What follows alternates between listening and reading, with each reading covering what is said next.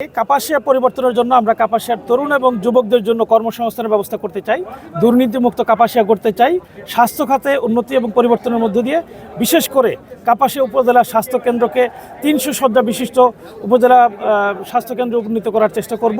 কাপাসিয়াকে নিরাপদ করার জন্য আইনশৃঙ্খলা পরিস্থিতি পরিবর্তনের জন্য বিশেষভাবে চেষ্টা করব।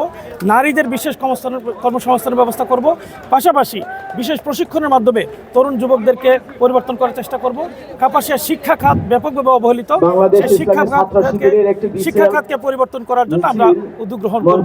কাপাসিয়াকে মৌলিকভাবে আমরা উন্নয়নমুখী কাপাসিয়া হিসেবে গড়ে তোলার জন্য তরুণ যুবক সকলের সমন্বয়ে সমৃদ্ধ, উন্নত এবং প্রহসনমূলক একটি কাপাসিয়া গড়ার জন্য আমরা চেষ্টা করব ইনশাআল্লাহ। কাপাসিয়া কর্মসংস্থান তৈরির জন্য বিশেষভাবে পরিবেশ বান্ধব শিল্প কারখানা এবং উদ্যোক্তা যারা রয়েছে তাদেরকে প্রভাবিত উৎসাহিত করার জন্য আমরা বিশেষ প্রশিক্ষণ এবং বিশেষ প্রণোদনের ব্যবস্থা আল্লাহ যদি কবুল করে আমরা করবো ইনশাআল্লাহ।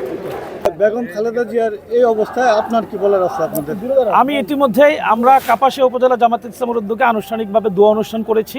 আমি একাধিক জায়গায় ইউনিয়ন জামাতের উদ্যোগে দোয়ার আয়োজনে আমি সরাসরি সম্পৃক্ত থেকে বেগম খালেদা জিয়ার জন্য দোয়া প্রার্থনা করেছি। আমরা এই দোয়া আবারও আজকে আপনার মাধ্যমে আল্লাহর কাছে করি, আল্লাহ যেন তাকে মুক্ত করে দিয়ে বাংলাদেশের বাতাসে নতুন করে মানুষের কল্যাণে কাজ করার সুযোগ দান করেন। বাংলাদেশের শ্রেষ্ঠ বিদ্যাপীঠ ঢাকা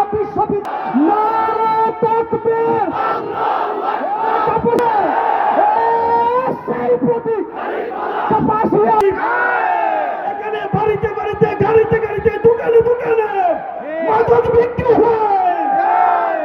এখানে দুর্ভাগ্যজনক হলো সত্য, স্বাধীনতার অর্ধ শতাব্দী পেরিয়ে এই কাপাসিয়া এমন একটি অজপাড়াগায়ে রূপান্তরিত হয়েছে। আজ থেকে প্রায় 50 বছর আগে যে মানুষটি কাপাসিয়া থেকে নিজের জীবিকার প্রয়োজনে পাড়ি দিয়েছিল, সে 50 বছর পরে এসে দেখছে তার সেই কাপাসিয়া এখন আগের চেয়ে আরো ভঙ্গুর, অনুপযোগী, অব্যবহার উপযোগী হয়ে গিয়েছে। পাড়ায় পাড়ায় মাদকের আস্তানা পাবে। ফ্যাসিবাদী সময় আমরা খুন হত্যার রাজনীতি দেখেছি, আজকে আমরা দেখছি পাথর মেরে মানুষ হত্যা করেন। আপনারা দেখেছেন? এটা বাংলাদেশের জন্য নির্লজ্জ। নিজের দলে নিজের কর্মীকে শুধুমাত্র চাঁদাবাজির কারণে পাথর মেরে মানুষ হত্যা করা, এটা জুলাই আগস্টের পরে বাংলাদেশে মেনে নেওয়া যায় না। আমরা সিলেটে তাও মিলে দেখেছি, তারা পাথরগুলোকে লুটপাট করে বাড়িতে নিয়ে চলে গেছে। এটা কেমন বাংলাদেশ আমরা দেখতে পাচ্ছি? আজকে যেখানে সেখানে যখন চাঁদাবাজের নাম উল্লেখ করা হয় তখন একটি বিশেষ দলের নাম সামনে চলে আসে। তারা চাঁদাবাজের ইজারা নিজেদের হাতে তুলে নিয়েছে। এমন বাংলাদেশের প্রজন্ম, এই তরুণ প্রজন্ম দেখতে চায় না। আমরা চাই রাজনীতির একটি গুণগত পরিবর্তন হোক।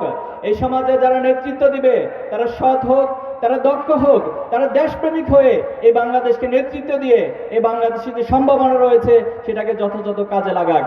এখানে আমরা কেন একত্রিত হয়েছি? নিঃসন্দেহে আপনাদের কাছে সেটা ইতিমধ্যে আমার কাপাসিয়ার তরুণরা যখন শিক্ষিত, এখন নানা আশঙ্কা, নানা আতঙ্ক আমাদের মনে ঢুকাই দেওয়ার চেষ্টা করলেও দিন শেষে দেখবেন যে মানুষটা নির্বাচিত হওয়ার পরে এই এলাকার সত্যিকার একটা উপকার হতো, তিনি দিন শেষে নির্বাচিত হবেন ইনশাআল্লাহ। এই এলাকার সকল পাপাচার, দুর্নীতি, চাঁদাবাজি এবং অন্যায় নির্মূল করে দিয়ে আপনাদের সামনে জবাবদিহিতা করে দাঁড়াবে। যে যারা চাঁদাবাজি নিয়ে একে অপরকে খুন করতে পারে, যারা চাঁদার ভাগ বন্টন নিয়ে একে অপরকে খুন করতে পারে, তারা কালকে রাষ্ট্রের সম্পদ খেয়ে লুটপাট করবে না, তার নিশ্চয়তা কই? এই জায়গাটা আমাদের ভাবতে হবে।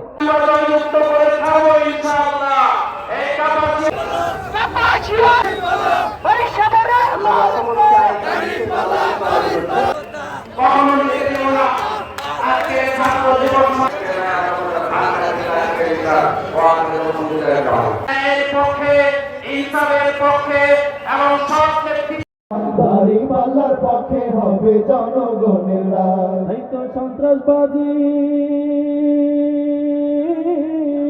এই তো সন্ত্রাসবাদী, চাঁদাবাজি থাকবে না বালাই। সন্ত্রাসবাদী, চাঁদাবাজি থাকবে না বালাই। এসো ভাই, এসো বোন একসাথে ভোট দেবো ভাই, ভোট দেবো তাই দাড়িপাল্লাতে। এসো বোন একসাথে ভোট দেবো ভাই, ভোট দেবো তাই দাড়িপাল্লাতে। ন্যায় ইনসাফের পক্ষে মোদের প্রার্থনা, সালাউদ্দিন নাম তার নেই যে তুলনা।